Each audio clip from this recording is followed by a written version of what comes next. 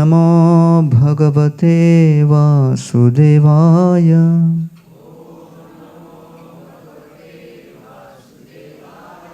ॐ नमो भगवते वासुदेवाय।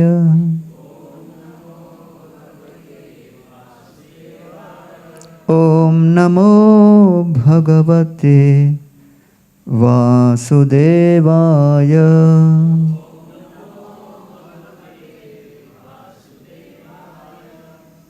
नारायणं नमस्कृत्य नरं चैव नरोत्तमं देवीं सरस्वतीं व्यासं ततो जयमुदीरयेत्। नष्टप्रायेषु अभद्रेषु नित्यं भागवत सेवया भगवति उत्तमश्लोके भक्तिर्भवति नैष्ठिकी। कृष्णाय वासुदेवाय देवकी नंदनाय च नंदगोपकुमाराय गोविन्दाय नमो नमः। ॐ अज्ञानतिमिरन्धस्य ज्ञानाञ्जनशलाकया चक्षुरुन्मीलितं येन तस्मै श्रीगुरवे नमः। हरे कृष्णा कृष्णा कृष्णा हरे हरे, हरे राम राम राम हरे हरे। हरे कृष्णा। तो सुंदरकांड के आगे के प्रसंग आज हम चर्चा करेंगे। सीता देवी रावण को विभिन्न शब्दों में चेतावनी देते हुए हमने चर्चा की। कई श्लोकों में उन्होंने रावण को बुरा भला कहा। उनके श्री रामचंद्र जी के प्रति वैर मोल लेने का क्या परिणाम हो सकता है, इस विषय में कई रावण के हित हेतु बातों को उन्होंने वर्णन किया। रावण राम और लक्ष्मण की अनुपस्थिति में जाकर सीता का अपहरण किए, इसको लेकर भी सीता ने रावण को कायर इत्यादि शब्दों से संबोधित किया। यहाँ तक भी राम और लक्ष्मण को शेर के साथ तुलना की और रावण को कुत्ते के साथ। रावण अत्यंत क्रोधित होकर सभी राक्षसियों को आदेश देकर जाते हैं कि इस सीता को प्रताड़ित करके विनम्र करो, अन्यथा इसकी मति भ्रष्ट होती जा रही है। ऐसा आदेश करके रावण चले जाते हैं। ये संपूर्ण वृत्तांत हनुमान जी उस शिमपुष वृक्ष के ऊपर बैठकर देख रहे हैं, दर्शन कर रहे हैं, सुन रहे हैं, प्रतिक्रिया व्यक्त नहीं कर रहे, प्रतीक्षा कर रहे हैं उचित उपयुक्त समय का, जब वो सुरक्षित नीचे उतरकर सीता देवी के साथ श्री रामचंद्र जी के दिए हुए संदेश को व्यक्त कर सके। सीता को इस बात का आभास नहीं, हनुमान जी ऊपर बैठे हैं, रामदूत उनके बिल्कुल निकट हैं। सीता निस्सहाय अवस्था में अब अपनी वर्तमान परिस्थिति और रावण के बारंबार हट करते हुए अवस्था को देखकर कुछ निराश से होने लगती है। आशा की बिंदु जो उनके हृदय में अब तक कायम थे, वो शनै शनै लुप्त होने लगते हैं। सीता देवी के मन में अब आत्महत्या के विचार आने लगते हैं। तो यह श्लोक वो कहती है, नहि मे जीवितेनर्थो नैवार्थेर्न च भूषणैः वसन्त्या राक्षसी मध्ये विना रामं महारथम। मेरा जीवन कहाँ जा रहा है? लंका में इन राक्षसियों के बीच वसंत्या मैं निवास कर रही हूँ, राक्षसी मध्य इन राक्षसियों के बीच, रामचंद्र जी की अनुगामिनी और मैं यहाँ पर बैठी हूँ राक्षसियों के बीच। विना रामम, न महारथी रामचंद्र हैं जिनकी मैं सेवा कर सकूं, न एव अर्थेन च भूषणैः, न मेरे पास कोई धन है न आभूषण है। इस परिस्थिति में मुझे लगता है मेरे जीवन का कोई अर्थ है क्या, कोई लाभ है क्या जीने में? ऐसा विचार करके सीता अगले श्लोक में कह रही है, राक्षसाणां सहस्राणि जनस्थाने चतुर्दश येनैकेन निरस्तानि समां किं नाभिपद्यते।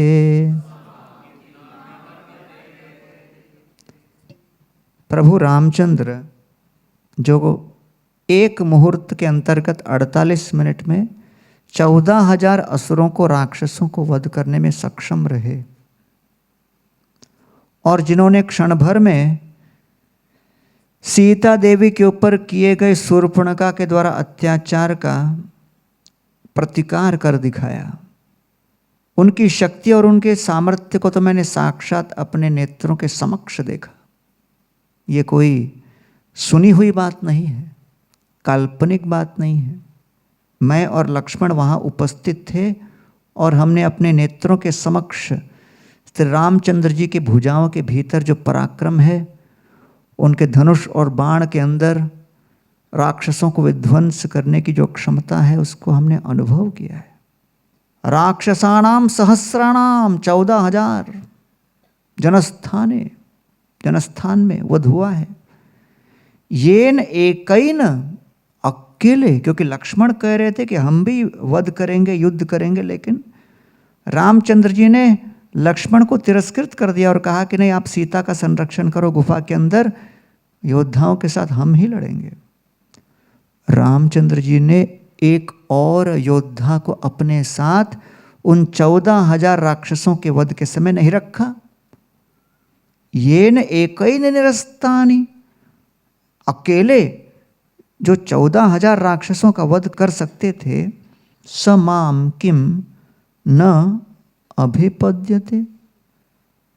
जनस्थान में तो मुझे न्याय तुरंत मिला, लेकिन अब लंका में बैठी हूँ, 10 महीने हो गए, अभी तक रामचंद्र जी का कोई अता नहीं, पता नहीं, समाचार नहीं, संदेश नहीं, संकेत नहीं। अभी तक उनके मन के अंदर क्या भाव है इसके विषय में कोई चर्चा ही नहीं। ऐसे अनिश्चितता के महासागर में मैं कहाँ इस आशा के टापू पर बैठी हूँ, प्रतीक्षा कर रही हूँ। ये अनिश्चितता के सागर का जल बढ़ता चला जा रहा है और लगता है कुछ ही क्षणों बाद मेरे इस आशा के टापू को तिरोहित कर देगी, निमग्न कर देगी। इससे पूर्व मैं स्वयं को ही समाप्त कर लूं। तो फिर कहती है, मैं अपने आप को कैसे मारूं, आत्महत्या करने के उपाय क्या क्या हैं। पहला उपाय है मैं कुछ विष पान करूं। विष कहाँ से लाऊंगी? अच्छा, राम और लक्ष्मण को पता भी है कि नहीं कि मैं जीवित हूँ कि नहीं? कहीं ऐसा तो नहीं कि रामचंद्र जी मेरे अपहरण का समाचार सुनने के पश्चात इतने विरक्त हो गए कि सन्यासी धारण कर लिया, सन्यासी बन के बैठ गए? या फिर मुझे खोजने के प्रयास में कुछ असुर ने उनका वध तो नहीं कर दिया? रावण ने मुझे 2 महीने का समय दिया है कि जब मैं उसको आत्मसमर्पण करूं। 2 महीना बहुत अधिक होता है। एक एक क्षण मेरे लिए युग के बराबर है श्री रामचंद्र जी के संग के बिना। इसलिए 2 महीना हम नहीं रह सकते। हम अभी आत्महत्या कर लेंगे, ऐसा विचार करके जो उनके पास वस्त्र था उस वस्त्र को ही उस वृक्ष से लटकाकर सीता देवी उस वस्त्र को अपने गले पर डाल ली और फिर उस डाली को नीचे खींचने लगी। आत्महत्या करने का उनका संकल्प पूर्ण था। वो काफी उत्साह में थी अपने आप को समाप्त करने। हनुमान जी ये सब परोक्ष रूप से देख रहे थे, गुप्त रूप से देख रहे थे कि सीता देवी क्या कर रही है। अगर सीता देवी जीव का प्रतीक है, रावण मन के प्रतीक हैं, हनुमान जी गुरु के प्रतीक हैं। गुरु तब तक साधक के जीवन में प्रकट नहीं होते जब तक वो देखते नहीं साधक के अंदर 3 भाव हैं। कौन से 3 भाव? श्रद्धा, वैराग्य और समर्पण। जब श्रद्धा, वैराग्य और समर्पण परिलक्षित होते हैं साधक के जीवन में, तब भगवान अपने गुरुजनों को भेजते हैं।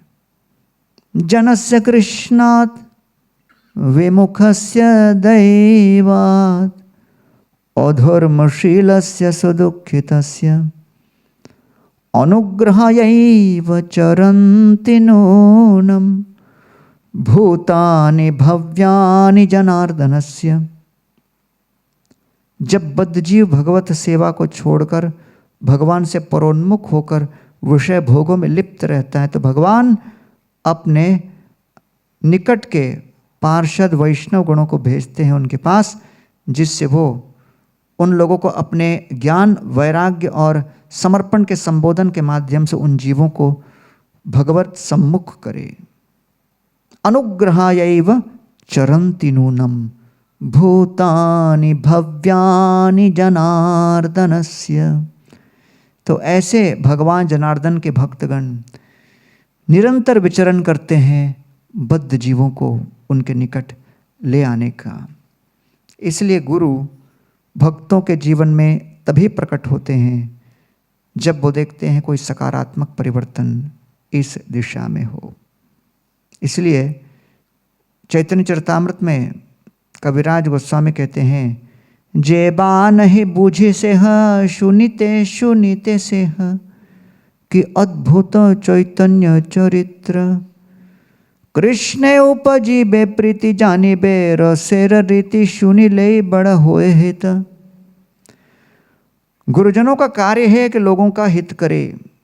कविराज गोस्वामी कहते हैं हमारे गुरुजनों ने हमको ये आश्वासन दिया, मार्गदर्शन दिया, आदेश दिया, जिसके माध्यम से हम ये चैतन्य चरितामृत ग्रंथ लिख डालें। श्री चैतन्य महाप्रभु की लीलाओं को सुनकर लोगों के जीवन में क्या परिवर्तन आएगा? कृष्ण उपजीवे प्रीति, कृष्ण के प्रति प्रीति और भगवत रस के प्रति जानकारी प्राप्त होगी। और तीसरा, लोगों के जीवन में हित प्रस्तुत होगा। तो इसलिए भले किसी को लगे कि मुझे ये ग्रंथ समझ में नहीं आता, चैतन्य महाप्रभु की लीलाएं बड़ी गोपनीय और रहस्यमय लगती हैं, फिर भी वो सुनते ही रहे। तो इसलिए गुरु का ये कार्य होता है कि वो प्रकट हो, उचित समय में ज्ञान दे और उस ज्ञान से श्रद्धा का विकास हो, वैराग्य प्रकट हो और आत्मसमर्पण अपने आप वो व्यक्ति करने लगे। तो इसलिए प्रभुपाद जी अपने एक शिष्य के पास गए तो वो शिष्य किसी मित्र को लेके आए थे।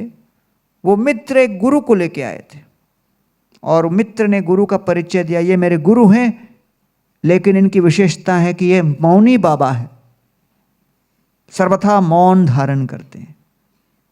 प्रभुपाद ने कहा बहुत बढ़िया, हम लोग का फिलॉसफी है कीर्तन करना, मौनी बाबा को बोलिए चुपचाप सुने, मैं उनको सुनाऊंगा और वो सुनेंगे।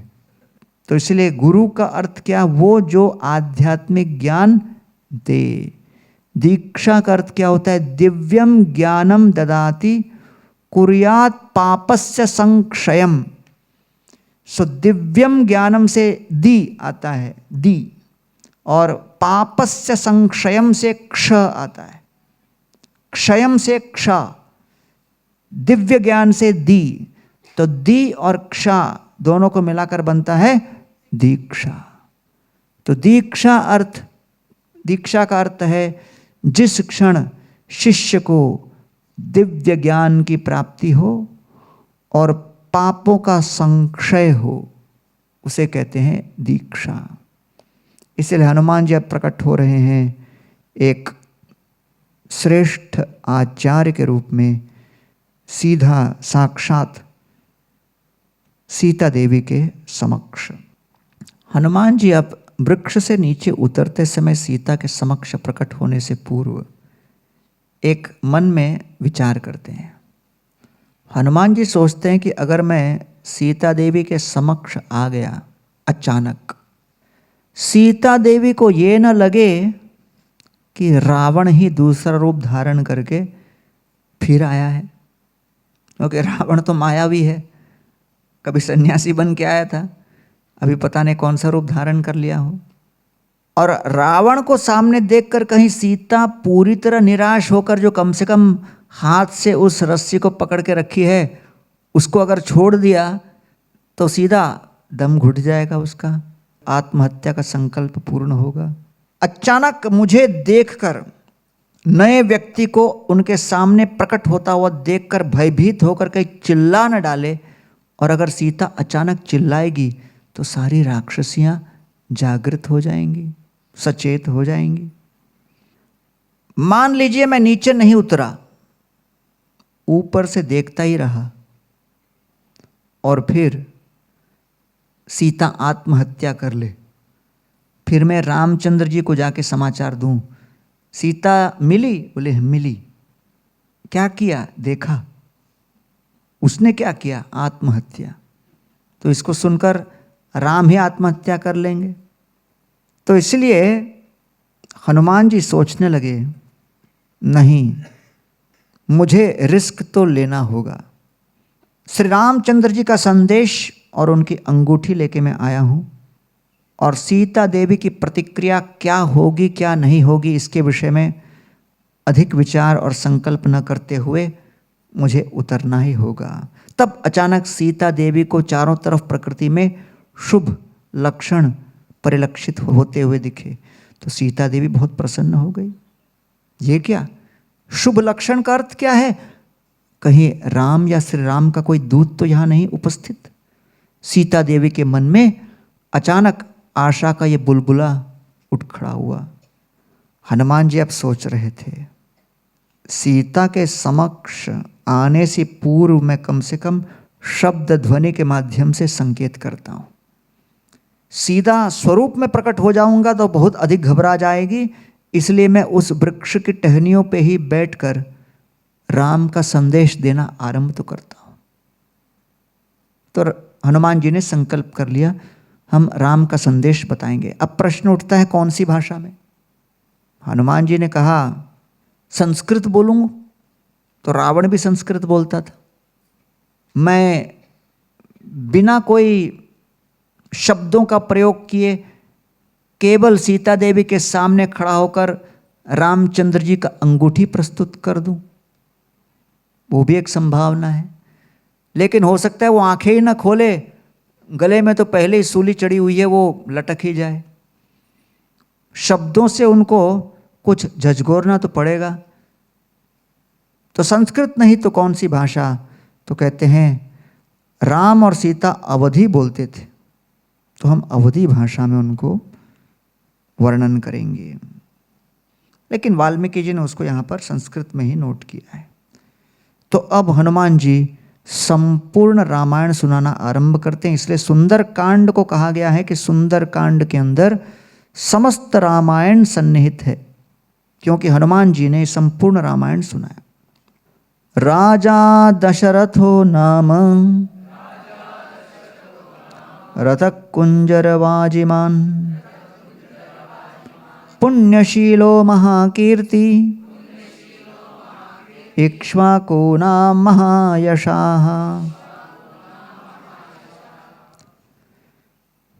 ये रामायण सुनाना आरंभ करते हैं और राम कथा संपूर्ण सुनाने के पश्चात हनुमान जी सीता देवी के समक्ष प्रकट होकर अपने आप का परिचय देते हैं कि संपाति ने आपके विषय में वर्णन किया, मैं समुद्र छलांग मार के आया और बहुत महती प्रार्थना के पश्चात आपके दर्शन मुझे प्राप्त हुए हैं।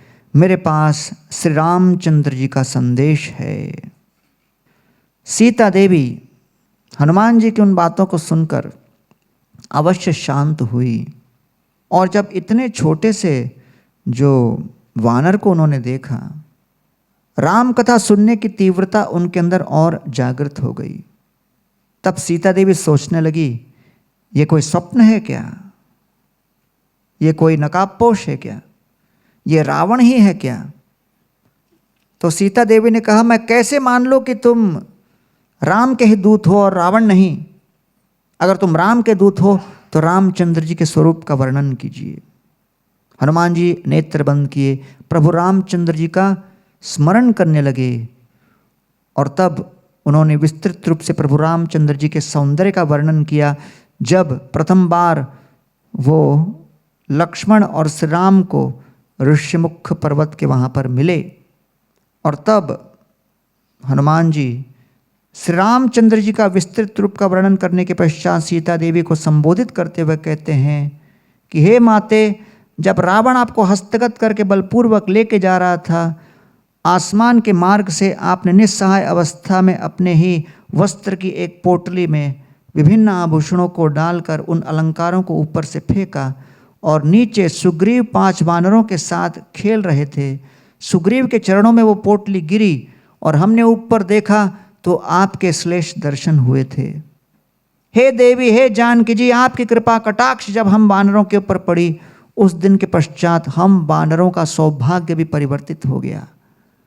बिना देवी के आश्रय के, बिना हरे के, बिना राधा के, बिना सीता के न राम मिलेंगे न लक्ष्मण मिलेंगे। राम के कुछ कथा मिलेगी, राम का नाम प्राप्त होगा, न कृष्ण प्राप्त होंगे न नारायण प्राप्त होंगे। सब ऊर्जाओं के माध्यम से, देवी के माध्यम से ही प्रभु प्राप्त होते हैं। इसलिए हम लोगों का शोक उस दिन के पश्चात समाप्त हो गया। वाली का वध हुआ, सुग्रीव को किष्किंधा के राजा के रूप में नियुक्त किया गया और श्री रामचंद्र जी ने अब मुझे ये अंगूठी दी है आपको प्रस्तुत करने के लिए। और तब हनुमान जी सोचे, मैं अंगूठी कैसे दूं? सीता देवी प्रतीक्षा कर रही है और हनुमान जी अगर अंगूठी ऐसे देते हैं तो ऐसा प्रतीत होगा मानो हनुमान जी एक ऊंचा पद ले रहे हैं। ऐसे अगर देंगे, ऊपर से देते हैं और सीता देवी ऐसे लेती है तो हनुमान जी अपनी श्रेष्ठता व्यक्त कर रहे हैं। तो हनुमान जी क्षण भर के लिए सोचे कि अंगूठी तो देनी है लेकिन कैसे दूं? तो हनुमान जी उस अंगूठी को अपनी हथेली पर रखते हैं और अपनी हथेली को आगे करते हैं। तो श्लोक आता है, प्रत्ययार्थम तवानितम तेन दत्तम महात्मना समाश्वसी ही भद्रम ते क्षीण दुख फलाह्यसी। हे सीते, हे मैया, रामचंद्र जो कि महात्मा है, तेन दत्तम, उस महात्मा ने मुझे ये अंगूठी दी। प्रत्ययाय अर्थम, प्रत्ययाय अर्थात आपको विश्वास दिलाने। तव आनीतम, इसलिए मैं लाया हूँ अपने साथ। तेन दत्तम, आपको देनी, हाँ उनके द्वारा दिया गया। किसने दिया? महात्मा राम ने। समाश्वसी ही भद्रम ते, बहुत ही शीघ्र आपके जीवन में शुभ हो। क्षीण दुख फला, बहुत शीघ्र आपके सारे दुख, कष्ट, शोक नष्ट हो जाएं। इस भाव के साथ इसे हम लेके आए हैं। तब सीता देवी उस अंगूठी को लेती है और कहती है, आप कोई सामान्य वानर नहीं लगते। आपको न रावण का भय है, न रावण के विषय में बहुत ज़्यादा उत्तेजना है। आप स्थित प्रज्ञ की भांति खड़े होकर केवल रामचंद्र जी का संदेश दे रहे हो, और ये जो अंगूठी आपने दी है, ये तो अवश्य मेरे हृदय में विश्वास दिलाता है। क्योंकि एक बार सीता कहती है, मैं और रामचंद्र जब अयोध्या में थे, उस समय की बात है, हम लोग कुछ ऐसा हुआ जिसके कारण मैं रामचंद्र के ऊपर कुछ क्रोधित हो गई और बात करना बंद कर दिए। कई दिनों तक हम बात नहीं किए और प्रतीक्षा कर रहे थे कब बात करना शुरू करेंगे। एक दिन मैं झूले पर थी और मुझे लगा कि अब बात करना शुरू करना चाहिए, तब मैंने अपनी अंगूठी नीचे गिरा दी। इसी अंगूठी को जब नीचे गिराई और मैं बोलने लगी, कोई है क्या अंगूठी ढूंढने वाला, तब रामचंद्र बगल में थे, वो लेके आए अंगूठी और मुझे दिए। और जब अंगूठी दिए तो फिर हम दोनों मुस्कुराए और फिर बात करना शुरू किए। तो ये अंगूठी उस समय हम दोनों के संबंध को स्थापित की, यही अंगूठी फिर हमारे संबंध को स्थापित करती है। तो इसलिए हम आपके आभारी हैं हनुमान जी कि आप इस अंगूठी को पुनः यहाँ मेरे समक्ष लेके आए हो, और भूतकाल में हुए उस वृत्तांत को मैं अब स्मरण कर रही हूँ। गुरु शिष्य के बीच 5 बातों का आदान प्रदान होता है। हनुमान जी गुरु के प्रतीक हैं, सीता देवी शिष्य की। गुरु शिष्य के ऊपर अपनी कृपा अनुकंपा कब व्यक्त करते हैं? पहले गुरु शिष्य की एकाग्रता देखते हैं। सीता देवी रावण के द्वारा दिए गए हर प्रलोभन को तिरस्कृत करने के लिए तैयार थी, एकाग्र थी। श्री राम श्री राम श्री राम। यथा यथात्मा परिमृज्यते सौ मत पुण्य गाथा श्रवणाभिधानै, तथा तथा पश्यति वस्तु सूक्ष्मं चक्षुस्तथैवांतर संप्रयुक्तम। जब नेत्र के ऊपर मोतियाबिंद आ जाती है, तब शल्य चिकित्सक आकर उसे जब निकालता है, तब पुनर्हमारी दृष्टि स्थापित होती है। उसी प्रकार जब आध्यात्मिक दृष्टि समाप्त हो जाती है, तो गुरु आकर फिर उस दृष्टि को पुनर्स्थापित करते हैं। तो इसलिए एकाग्रता अर्थात एकटक होकर, हम एकाग्र होकर एक ही दिशा में विचार करें कि हम कैसे भगवत भक्ति को प्राप्त करें। दूसरा, अध्यवसाय।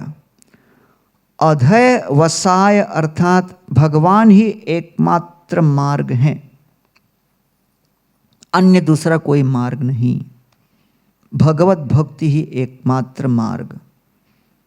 अन्यथा इस जगत की परिस्थितियों को कितना भी बदलने का प्रयास करो, जो पीड़ा एक जगह है वो पीड़ा दूसरी जगह दूसरे ही रूप में मिलेगी।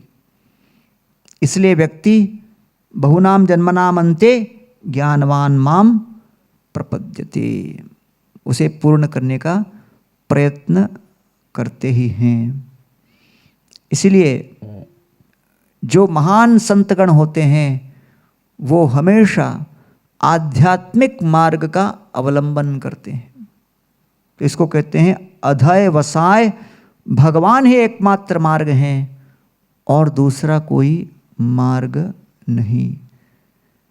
भट्टाचार्य कहे ऐ मधुर वचन, चैतन्य सृष्टि ऐ प्रेम संकीर्तन।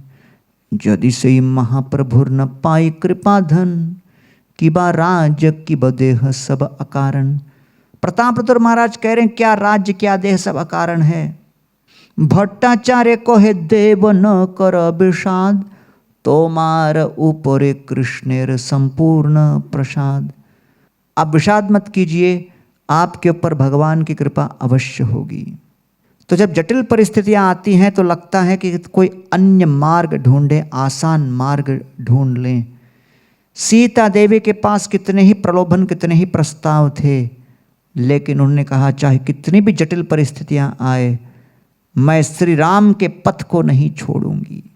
मेरे एक मित्र बम्बई में बहुत परेशान थे, कहते थे कि बम्बई के बसों में बहुत भीड़ है, तो बहुत प्रयास कर करके यहाँ वहाँ सीवी अपना भेजकर इंटरव्यू वगैरह पास करके लंदन में नौकरी ले ली। लंदन में गए और लंदन में जाकर बस में बैठा, रात के 8 बजे थे, बस पूरी खाली, केवल एक ड्राइवर और वो अकेले। उनको लगा भाई बम्बई में होता तो रात को 8 बजे तो बस एक तरफ लटकती थी, अब लंदन में बस पूरी खाली है, तो उसको लगा वैकुंठ की प्राप्ति हो गई। एक सीट से दूसरे सीट पे बैठे जा रहा था, खाली बस कभी देखा ही नहीं था। तो कुछ समय के पश्चात अचानक उसकी दृष्टि कैमरे पे आई। वो कैमरा को देखकर वो ड्राइवर को पूछता है ये कैमरा क्यों है? ड्राइवर कहता है कि रात के समय बसें जब खाली चलती हैं तो कभी कभी गुंडे घुसकर एक आध पैसेंजर को मारपीट कर उसका बटुआ लेके चले जाते हैं। पुलिस को बाद में काम आता है कैमरे के रिकॉर्डिंग को देखकर कि कौन पिटा। ये घबरा गया, बोला यार खाली बस सोच के मैं प्रसन्न हुआ, लेकिन खाली बस का दूसरा प्रॉब्लम है। और दूसरे जगह अगर भारत में कैमरा लगा तो हो सकता है पहले कैमरा ही गायब हो जाए। तो हर जगह अलग अलग समस्या है, कोई समाधान इस भौतिक जगत में संभव नहीं। तो इसलिए श्रुतम च दृष्टवद दुष्टम स्पर्धा असूया अत्यया व्ययैहि बहुअंतराय कामत्वात् कृषिवत् चापि निष्फलम। एक स्थान पर जो समस्या हमने देखी है, जब दूसरे स्थान में जाएंगे वही समस्या एक दूसरे स्वरूप में दिखेगी। श्रुतम च दृष्टवत दुष्टम, यहाँ हमने अनुभव किया, उस दोष को देखा, अब दूसरे जगह हमको आशा होती है कि ये दोष यहाँ नहीं रहेगी, वहाँ जाइए, वहाँ पर भी वही दोष एक दूसरे रूप में, दूसरे स्वाद में मिलेगी। तो इसलिए परिस्थितियों को निरंतर परिवर्तित करने में कोई अर्थ नहीं। आप आध्यात्मिक ज्ञान को स्वीकार करें, इसलिए इस बात को बल दिया गया है। तो इसको कहते हैं एकाग्रता और अधेय वसाय। तीसरा आदर, गुरु के चरणों में आदर होनी चाहिए, गुरु को सम्मान देना चाहिए, और यह सम्मान बहुत ही महत्वपूर्ण है। तो सीता देवी हनुमान जी को देखकर उन्हें आदर कर रही है कि ये राम के दूत हैं। चौथा अनुसूया, अर्थात द्वेष रहित व्यवहार होना चाहिए। असूया या द्वेष गुरु के प्रति, भगवत भक्त के प्रति, जो श्री राम या श्री कृष्ण के संदेश को लेकर लोगों तक, जन सामान्य तक पहुंचते हैं और ये कृष्ण भक्ति का अनुपम भेंट वितरित करते हैं, उनके प्रति 3 रूप में प्रकट होते हैं। प्रथम, संदेश को रिजेक्ट कर देना, ये जो कह रहा है इसमें कोई अर्थ नहीं। दूसरा, उस संदेश में संशय करना, डाउट, ऐसा क्यों कह रहे हैं, ऐसा नहीं हो सकता, वैसा नहीं। तीसरा, उस संदेश को तोड़ मरोड़ करना, ट्विस्ट करना, बदल देना। तो ये 3 बातों को समझना आवश्यक है, और सीता ये तीनों नहीं कर रही। सीता पूरी तरह संतुष्ट है। प्रभुपाद जी जब जर्मनी में थे तो प्रभुपाद जी एक पंडाल प्रोग्राम, मतलब हॉल के अंदर प्रोग्राम कर रहे थे, पूरी हॉल भरी हुई थी, और प्रभुपाद जी वर्णाश्रम का वर्णन करते हुए कह रहे थे, वर्णाश्रम में ब्राह्मण फर्स्ट क्लास, क्षत्रिय सेकंड क्लास, वैश्य थर्ड क्लास, शूद्र 4th क्लास होते हैं। इस तरह जैसे ही कहा, अचानक ऑडियंस में से एक व्यक्ति उठ खड़ा हुआ, जर्मन, और उच्च स्वर में चिल्लाने लगा, अरे स्वामी जी आप अपने आप को फर्स्ट क्लास मानते हो, हम लोग 4th क्लास है, जमीन पे बैठे हैं, नीचे बैठे हैं चेयर पर, आप स्टेज के ऊपर बैठे हो, अपने आप को फर्स्ट क्लास मानते हो। उद्दंडता पूर्वक उसने उच्च स्वर में इस प्रकार अपमान सहित प्रभुपाद जी के साथ रवैया किया। इसको देखकर प्रभुपाद जी के कई जर्मन शिष्य जो पीछे खड़े थे, सब 6 साढ़े 6 फुट के थे, सब लोगों को लगा कि शायद सेवा का मौका मिलेगा, प्रभुपाद जी कुछ संकेत करेंगे और हम लोग फिर इसको उठाकर बाहर लेके जाएंगे और उसको महाप्रसाद देंगे। ऐसे उनके मन में आशा थी, आशंका थी, विचार था। लेकिन प्रभुपाद जी आंखें बंद किए और प्रभुपाद आंखें बंद करके प्रभुपाद रोने लगे और प्रभुपाद की आंखों से अश्रुधारा बहती है। प्रभुपाद कहते हैं, I am 5th class, servant of all the classes. ये सुनकर वो आदमी जो खड़ा था वो इतना परेशान हो गया, उसको समझ में नहीं आया प्रतिक्रिया क्या करे, बैठ गया। तो इसलिए असूया अर्थात जो संदेश दे रहा हो उस संदेश को देखकर ही व्यक्ति द्वेष में आ जाए। एक बार मैं भगवत गीता वितरित कर रहा था लोकल ट्रेन में, गीता लीजिए मैं कह रहा था। अचानक एक आदमी सब लोगों के बीच, लोकल ट्रेन में तो आपको पता है भीड़ होती है, वो अचानक उठ के चिल्लाया, अरे क्या कब से कितने सालों से मैं देख रहा हूं तुम हरे कृष्ण वाले गीता बेच रहे हो, क्यों भाई इतने साल से गीता बेच रहे हो, कितने विवेकानंद पैदा किए तुमने बताओ। मैंने कहा हम ब्रह्मचारी, हम पैदा नहीं करते। बाकी आसपास के लोग जोर जोर से हंसने लगे और सब उसको चुप करा के बिठा दिया। 4 गीता बिक गया एक डायलॉग में। तो कभी कभी जस्ट गीता को देखकर या संदेश को सुनकर लोगों के मन में द्वेष खड़ा होता है। जब तक वो द्वेष होगा तब तक गुरु आश्रय नहीं मिलेगा। इसलिए सीता देवी के मन में हनुमान जी के संदेश के प्रति अनुसूय अर्थात द्वेषहीन भाव था। चौथा, आरती, आर्तो जिज्ञासु अर्थार्थी। आरती का अर्थ क्या होता है? निस्सहाय भाव के साथ भगवान के ऊपर निर्भर करने की प्रार्थना। केवल एकमात्र इच्छा, प्रभु इस क्लेश को दूर करने में आपका आश्रय लूं।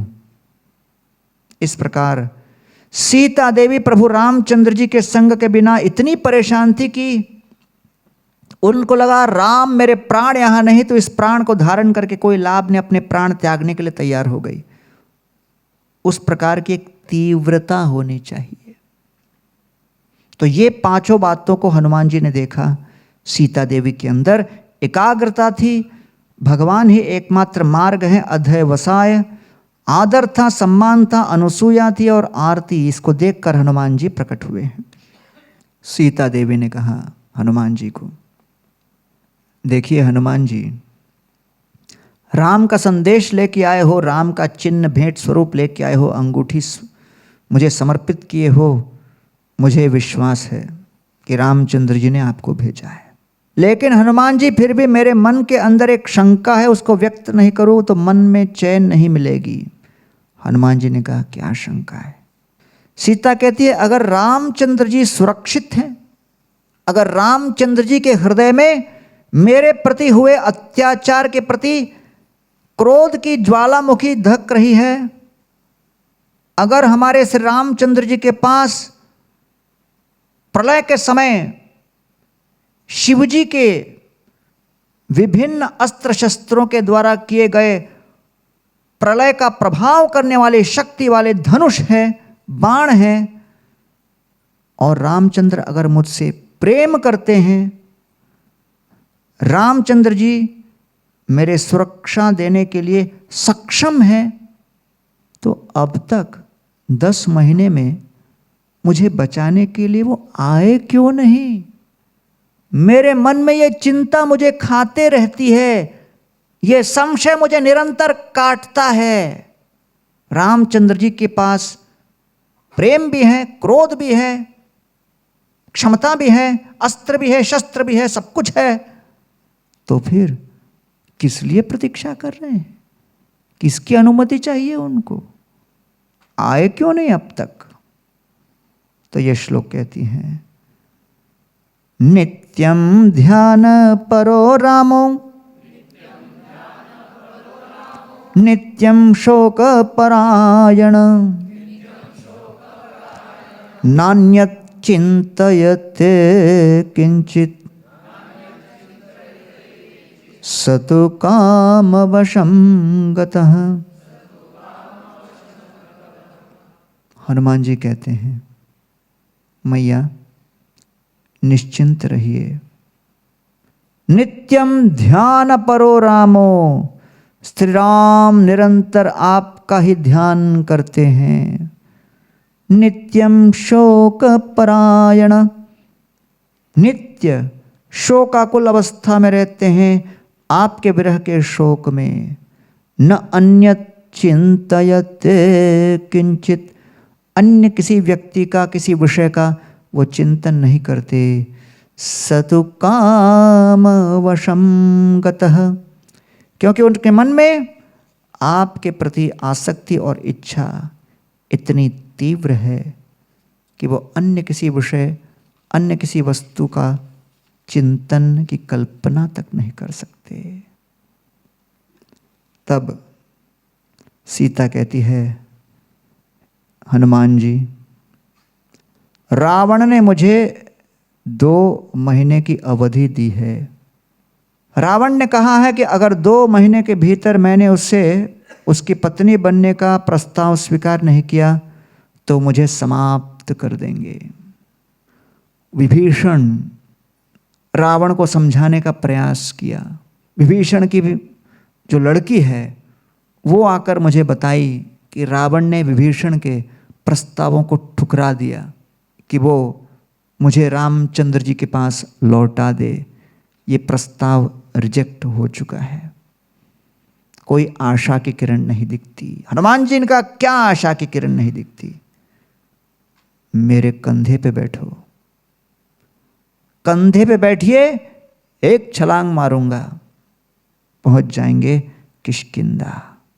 Non stop flight. Sita Devi देखती है हनुमान जी तो उनके एड़ियों तक भी नहीं है। हनुमान जी छोटे से थे ना। सीता देवी खड़े होकर नीचे झुक के बात कर रही थी, हनुमान जी इतने से थे। सीता देवी कहती है तुम्हारे कंधे पे कैसे बैठूं? हनुमान जी कहते हैं जस्ट अ मिनट। हाथ जोड़ते हैं, रामचंद्र जी का नाम लेते हैं, सीधा आसमान को छू जाते हैं, फिर नॉर्मल साइज लेते हैं और फिर छोटे हो जाते हैं। सीता देवी कहती है आपका एक्चुअल साइज क्या है भाई? कभी छोटे कभी बड़े। वो कहते हैं हनुमान जी मैं वैसे छोटा हूं, मेरा मिशन बहुत बड़ा है। मेरे मिशन को पूर्ण करने के लिए जो भी आकार मुझे लेना पड़े वो लेने के लिए मैं तैयार हूं। हम सेवा से आसक्त नहीं, लेकिन स्वामी से आसक्त हैं। और स्वामी उस सेवा को पूर्ण करने के लिए सेवक को जिस कद में भी फिट करना चाहे हम उस कद में फिट हो जाएंगे। ये हनुमान जी का भाव है। तो हनुमान जी कहते हैं सीता देवी मेरा बस चले तो अभी पूरे लंका को ही उठाकर राम के चरणों में पटक दूंगा, क्या कहती हो? सीता ने कहा नहीं इतना मत करो। फिर इसलिए नम्रता का अर्थ क्या है? तुच्छ रहना, सिंसियर और कमिटेड रहना, और भगवान पर निर्भर होते हुए श्रद्धापूर्वक सेवा करना। फिर हनुमान जी को सीता देवी कहती है हनुमान जी क्या आपने भी पराक्रम प्रदर्शित किया। 100 योजन लांग के आए, अकेले इतने राक्षसियों के बीच मेरे समक्ष प्रकट हो गए। ये कार्य कोई सिद्ध नहीं कर सकता था। मुझे तो नहीं लगता मेरे पिता राम भी कर पाते। जो सेवा आप कर सकते हो कोई नहीं कर सकता। सोचो कोई अगर अपने को ऐसा बोले, केवल आप ही कर सकते हो और कोई नहीं। बाहरी रूप से तो हम बोलेंगे नहीं नहीं नहीं ऐसा नहीं है, अंदर लगेगा सही पहचाना सही पहचाना। तो हनुमान जी को सीता कह रहे हैं आप ही हो, दूसरे कोई नहीं। तो हनुमान जी कहते हैं मत विशिष्टाश्च तुल्याश्च संति तत्र वनौकस मत प्रत्यवर कश्चित नास्ति सुग्रीव सन्निधौ। इस संपूर्ण सुग्रीव की सेना में एक भी ऐसा वानर नहीं जो मुझसे श्रेष्ठ और मेरे बराबरी का न हो। सब मुझसे श्रेष्ठ हैं या मेरी बराबरी के। तो सीता देवी कहती है अरे सामाजिक औपचारिकता के लिए तो वैष्णव शिष्टाचार के अनुसार सब लोग बोलेंगे ही, नहीं नहीं मैं तो नॉर्मल हूँ, मैं तो तुच्छ हूँ। ये तो स्वाभाविक है बोलना, आपकी प्रतिक्रिया तो स्वाभाविक है। हनुमान जी कहते नहीं, मैं आपको एक उदाहरण के साथ इसको प्रमाणित करूँगा। वो क्या? अहम तावत इह प्राप्ते किम पुनर्ते महाबलाः नहीं प्रकृष्टा प्रेष्यन्ते प्रेष्यन्ते ही तरे जनाः। अब देखिए, किसी को भेजते हैं संदेशवाहक के रूप में, वो तुच्छ लोगों को ही संदेशवाहक के रूप में भेजते हैं। सैनिकों को और सेनापतियों को थोड़ी संदेशवाहक के रूप में भेजते हैं। अरे ये संदेश वहाँ तक पहुँचा दे, ये चिट्ठी वहाँ तक पहुँचा दे। मुझे संदेशवाहक के रूप में भेजा है आपको संदेश देने। आज संदेशवाहक इतना पराक्रम दिखा सकता है, तो जब सेनापति आएंगे तब सोचो क्या होगा। तब फिर सीता देवी को हनुमान जी कहते हैं, इसलिए विलंबम न कीजिए, बहस न कीजिए, पीठ पर बैठिए, रामायण को हम यहीं ख़त्म करेंगे। सीता देवी कहती है, नहीं मुझे डर लगता है। हनुमान जी कहते हैं, अरे डर, किस बात का डर? सीता देवी कहती है, ऊंचाइयों का डर। समुद्र के ऊपर से आप लेके चलोगे, ऊपर से मैं नीचे देखूंगी, सागर को देख के डर जाऊंगी, गिर जाऊंगी।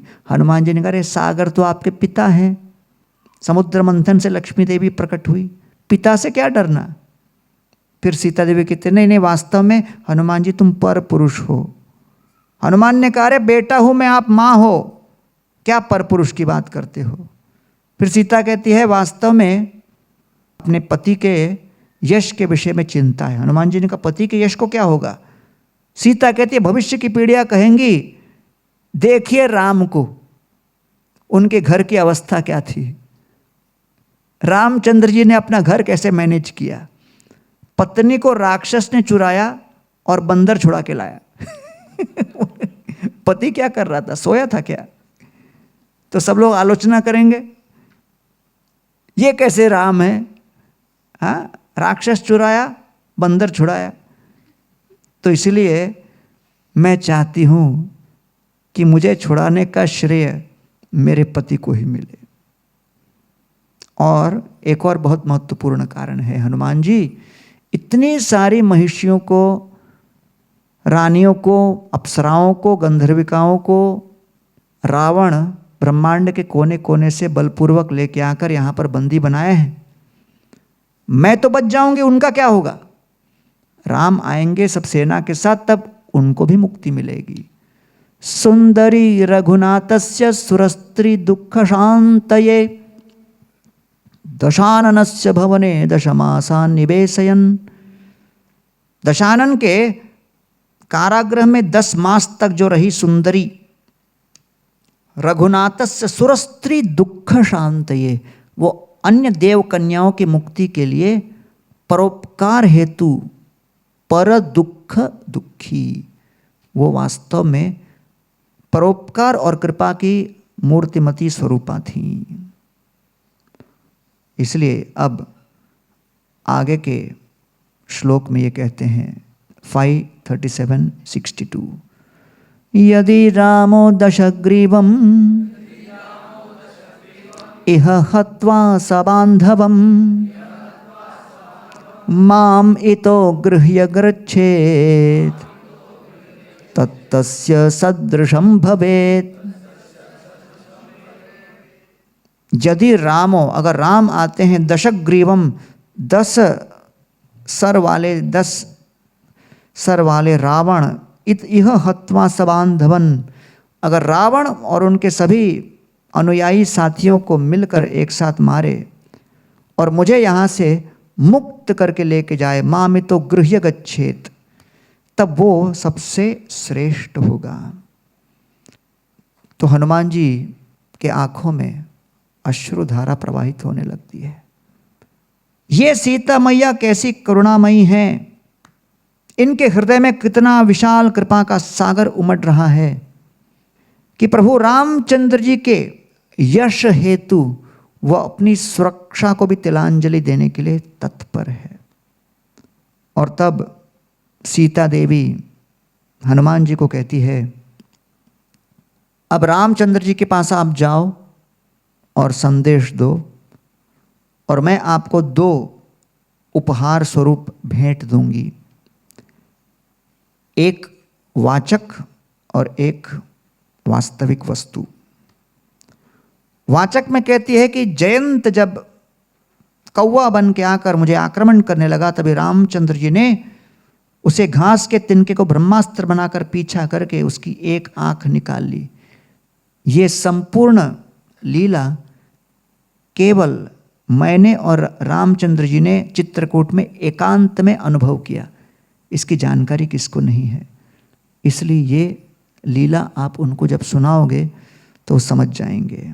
अच्छा, दूसरा, एक बार रामचंद्र जी अयोध्या में राजमहल से अंतःपुर में लेट लौटे, देर से आए, तो मैं बहुत क्रोधित हुई और कहा इतनी देर से क्यों आए। रामचंद्र जी कहा भाई कुछ राज्य के कार्यभार थे, उसके कारण देर हो गई। तो सीता कहते नहीं, आप जानबूझ के नहीं आए, और क्योंकि आप जानबूझ के लेट आए मैं आपको दंड दूंगी। और हाथ में मैंने उसके कुछ पुष्पमाला बांध दी।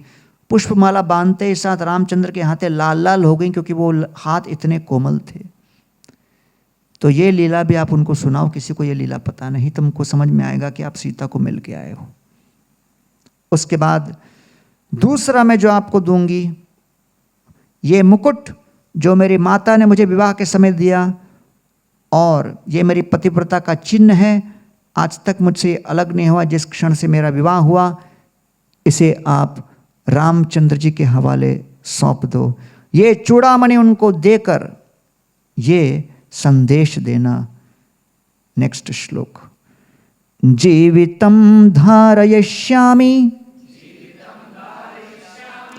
मासं दशरथात्मज ऊर्ध्वं मासन्न जीवेयम् सत्येनाहं ब्रवीमि ते।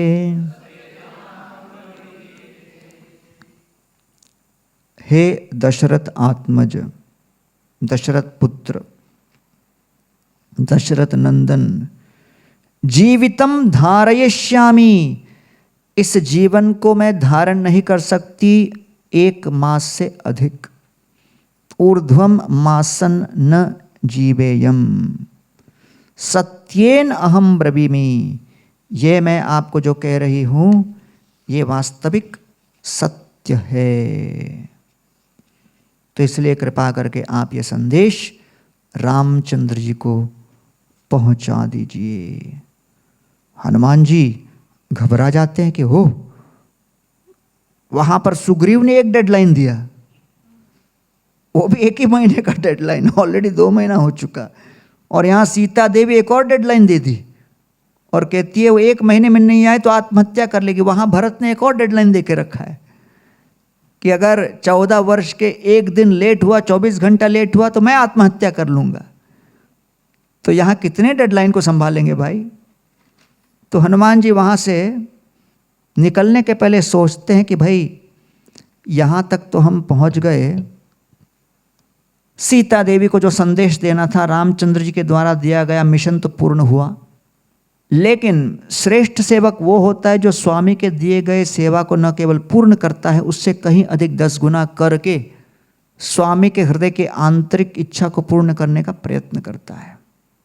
तो हनुमान जी सोचते हैं कि अगर मैं इतनी दूर लंका में आकर रावण की सेना कितनी शक्तिशाली है उसका मूल्यांकन नहीं किया, विश्लेषण नहीं किया, उसका एक तुच्छ अनुभव नहीं किया, और नंबर 2 रावण के साक्षात अगर हमने दर्शन नहीं किए, और नंबर 3 रात्रि के समय लंका देखी है लेकिन दिन में नहीं देखा है, तो अगर इतनी दूर आए ही हैं तो ये समस्त वानर सेना प्रभु रामचंद्र जी और सुग्रीव के नेतृत्व में जो हावी होने वाली है, अगर उनको मैं और एक्यूरेट इंफॉर्मेशन दूंगा कि ये रावण और उनकी सैन्य बल कितनी है और लंका का दुर्ग कितना अधिक सशक्त है, तो हमारी सेना को, रामचंद्र को अपनी सेना की योजना बनाने, युद्ध की योजना बनाने बहुत अधिक सहायता मिलेगी। तो हनुमान जी इस तरह विचार करते हैं और हनुमान जी ये श्लोक संकल्प करते हैं। कार्ये कर्मणि निर्देष्टे यो बहुन्यपि साधयेत् पूर्वकार्या विरोधेन सकार्यं कर्तुमर्हति।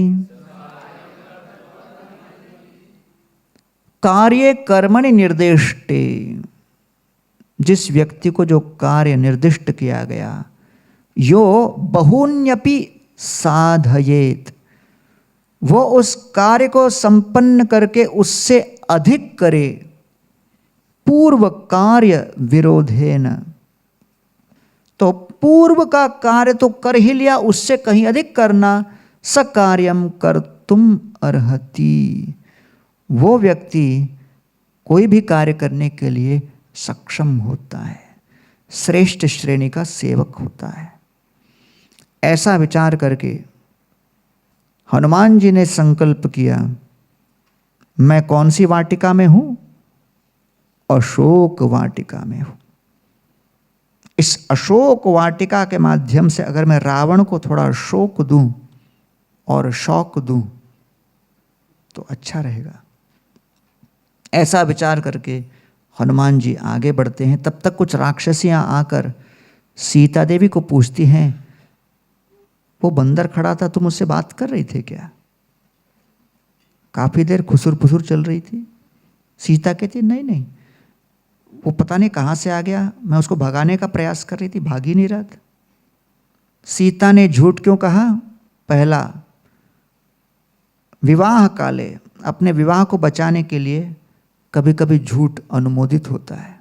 दूसरा, रति संप्रयोगे, जब प्रेमी प्रेमिका के बीच कुछ हो जाए अनबन, तो उस समय भी अनुमोदित होता है। प्राण अत्यये, प्राण को बचाने के लिए। चौथा, सर्वधन, अपने धन को बचाने के लिए। मित्रस्यर्थे, और अपने मित्र को बचाने के लिए झूठ अनुमोदित है। तो अब हनुमान जी ने जब संपूर्ण अशोक वाटिका को जर्जर कर डाला, तो रावण अपने 80,000 किंकरों को भेजा अपने पुत्र अक्षय कुमार के नेतृत्व में। और जब अक्षय कुमार और 80,000 असुर आए, एक राक्षस आए, हनुमान जी ने सोचा कि भाई हर एक के साथ कैसे मैं युद्ध करूंगा, बहुत ज़्यादा हो जाएगा, टाइम पास होगा। तो हनुमान जी ने अपना साइज बढ़ाया, आकार इतना विशालकाय कर दिया और 80,000 राक्षस और अक्षय कुमार के ऊपर लेट गए, सो गए और उनको सुला दिया। हनुमान जी कुछ देर के लिए सो गए, वो लोग हमेशा के लिए सो गए। रावण को समाचार दिया गया, रावण क्रोधावेश में पागल हो गया। इंद्रजित को भेजा, इंद्रजित ने फिर हनुमान जी को ब्रह्मास्त्र के माध्यम से अरेस्ट कर लिया, हस्तगत कर लिया। हनुमान जी ने स्वीकार किया कि भाई थोड़ा मैं भी अरेस्ट हो जाता हूँ। रावण के पास अपॉइंटमेंट चाहिए बोलूँगा तो पता नहीं 6 महीने का टाइम लगाएंगे। अगर सीधा हम इंद्रजित के साथ जाएंगे तो डायरेक्ट रावण के दर्शन होंगे। तो उनको लेके आते हैं रावण के सामने। हनुमान जी जब रावण को प्रथम बार देखते हैं तो उनकी क्या प्रतिक्रिया होती है, ये श्लोक में वर्णन है। अहो रूपम अहो धैर्यम अहो सत्वम अहो द्युति अहो राक्षस राजस्य सर्वलक्षण युक्तता। अरे कितना सौंदर्य, कितनी शक्ति, कितना तेजस्वी, द्युति, सत्वम, धैर्यम, ये रावण के अंदर कितने गुण हैं। अहो राक्षस राजस्य सर्व लक्षण युक्तता, राजाओं के अंदर, नेताओं के अंदर जो जो गुण होने चाहिए वो सारे गुण इस रावण के अंदर दिख रहे हैं। हनुमान जी ऐसा विचार करते हैं। फिर रावण उनको पूछते हैं, यहाँ क्यों आए? तो हनुमान जी उनको देखकर कहते हैं अगले श्लोक में, सत्यम राक्षस राजेंद्र शृणुष्व वचनम मम रामदासस्य दूतस्य वानरस्य विशेषत।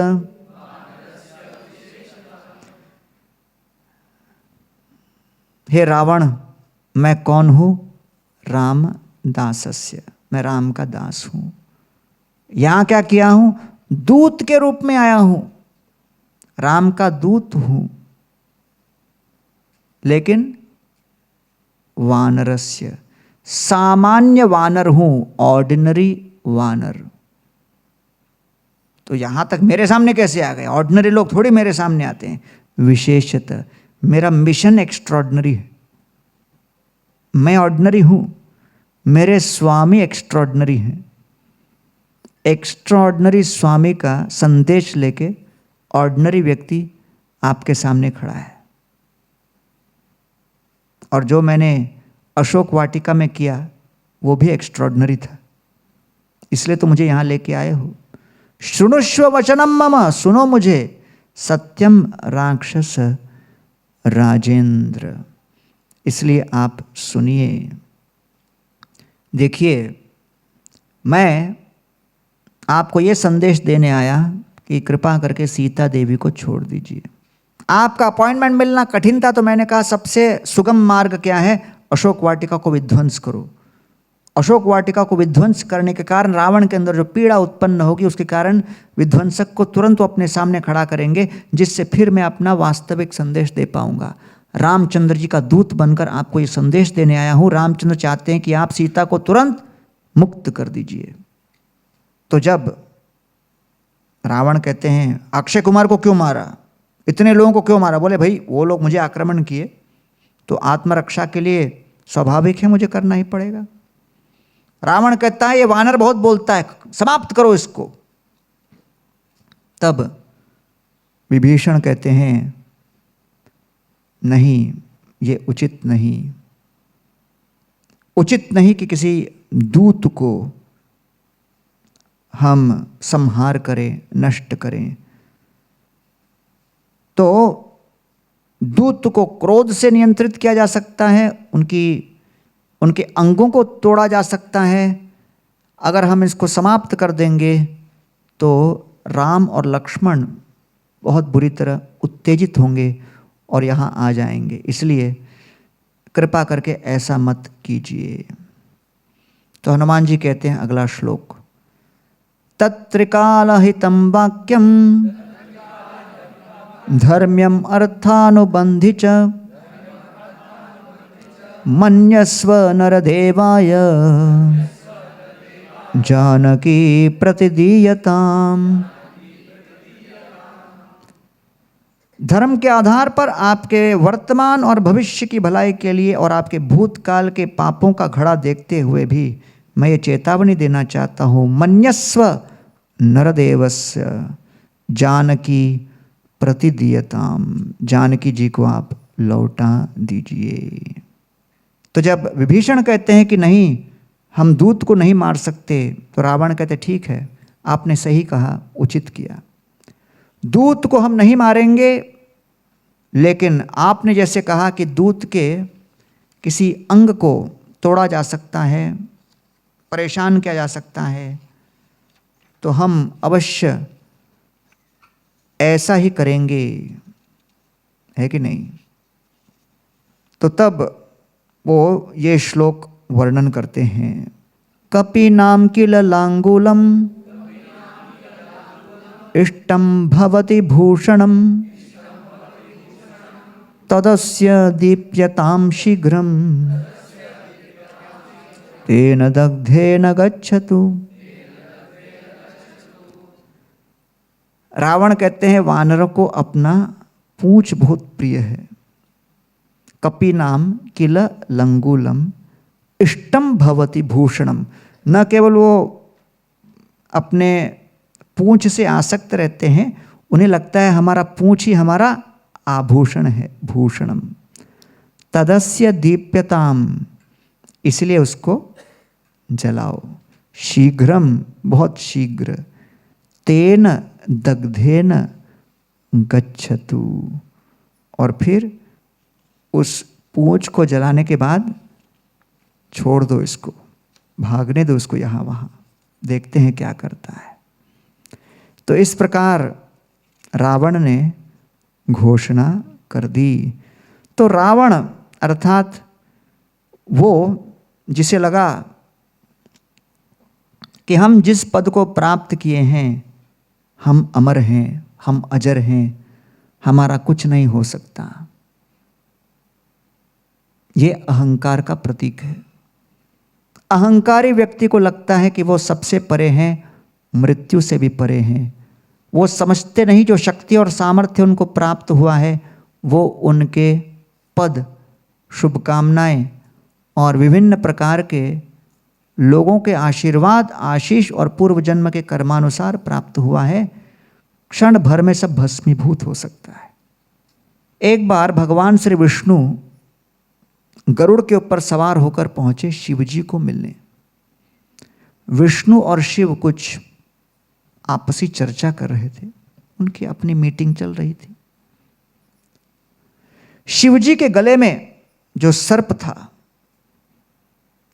वो गरुड़ को देखता है, और गरुड़ चुपचाप खड़े हैं, प्रतीक्षा कर रहे हैं विष्णु आएंगे। मीटिंग के बाद मीटिंग चल रही है, तो सर्प को मस्ती चढ़ती है। सर्प गरुड़ को देखकर फुस फुस ऐसा करता है। तो गरुड़ देखता है, बोले अरे ये क्या हो गया इसको। तो सर्प को और मजा लेना है, और फिर वापस करता है फुस फुस। तो गरुड़ देखकर बोलता है सर्प को, बेटा तेरे को बहुत मस्ती चढ़ी है, मुझे देखकर मुझे ही ललकार रहा है। आपको पता है जब यहाँ वहाँ सर्प भटकते हैं तो मुझे देख के सब गायब हो जाते हैं। मुझे देखकर आंखें दिखा रहे हो, ललकार रहे हो, इतना साहस कहाँ से आया? ये साहस तुम्हारा नहीं। जिस पद पर बैठे हो तुम, ये पद आपको उछाल रहा है। ये शक्ति आपको शिवजी के गले से प्राप्त हो रही है। शिवजी के गले से तुम नीचे उतरोगे, मैं तुमको फश कर दूंगा। तो कभी कभी किसी सेवा के लिए हमें कोई ना कोई पद दिया जाता है, कोई अवसर दिया जाता है, कोई सामर्थ्य हमें दिया जाता है, कोई साधन दिए जाते हैं, कोई सम्मान दिया जाता है, कोई स्वीकृति दी जाती है, कोई यश दिया जाता है। लेकिन इन सभी को वैष्णव समुदाय का महाप्रसाद समझना चाहिए। अगर किसी को लगा कि भाई मैं तो अब कुछ भी कर सकता हूँ, तो फिर बहुत ही शीघ्र वो अधोगति को प्राप्त होगा। तो रावण को लगा मैं मृत्यु से परे हूँ। बड़े बड़े असुरों को इसी प्रकार लगता है, मृत्यु से कोई परे नहीं है कि नहीं। एक सज्जन थे, वो अपनी बूढ़ी माँ के साथ रहते थे। तो बाहर गांव जा रहे थे तो उन्होंने अपने मित्र को बुलाकर कहा मैं विदेश जा रहा हूँ और मेरे घर में प्रिय मेरी वृद्ध माँ रहती है और एक छोटी सी बिल्ली है, दोनों का तुम ख्याल रखना, समाचार देते रहना क्या है उनके बारे में। तो विदेश चले गए। विदेश में उनको थोड़े दिन के बाद पत्र मिला और पत्र में उनके मित्र ने लिखा था, प्रिय मित्र खेद की बात है, आपकी बिल्ली मर गई। तो ये पढ़ के इसको बड़ा गुस्सा आया। उसने अपने मित्र को वापस विदेश से पत्र लिखा, बोले मित्र क्या आपने इतना दुख भरा समाचार इतने खतरनाक ढंग से मेरे सामने प्रस्तुत किया, बिल्ली मर गई। इतना कष्टदायक समाचार ऐसे नहीं बताना चाहिए। आपको एक पहला पत्र लिखना चाहिए सब्जेक्ट इंट्रोड्यूस करते हुए, प्रिय मित्र आपकी बिल्ली ठीक है, कभी कभी वो छत पर चलती है। फिर पत्र समाप्त कर देना चाहिए था। 1 महीने बाद एक और पत्र लिखना चाहिए, प्रिय मित्र, बिल्ली छत पर चलते चलते अचानक नीचे गिर गई। नीचे गिरी, कुछ चोट लगी।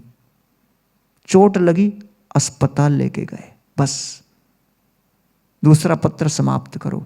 तीसरा पत्र में लिखो, अस्पताल में बिल्ली का उपचार चल रहा है, हम लोग सब बिल्ली के लिए कीर्तन कर रहे हैं। पत्र समाप्त करो। फिर चौथा पत्र लिखो, भगवान का नाम लेते लेते कीर्तन के बीचों बीच बेचारी बिल्ली दिवंगत हो गई, स्वर्गवास हुआ, बिल्ली की आत्मा को शांति मिले।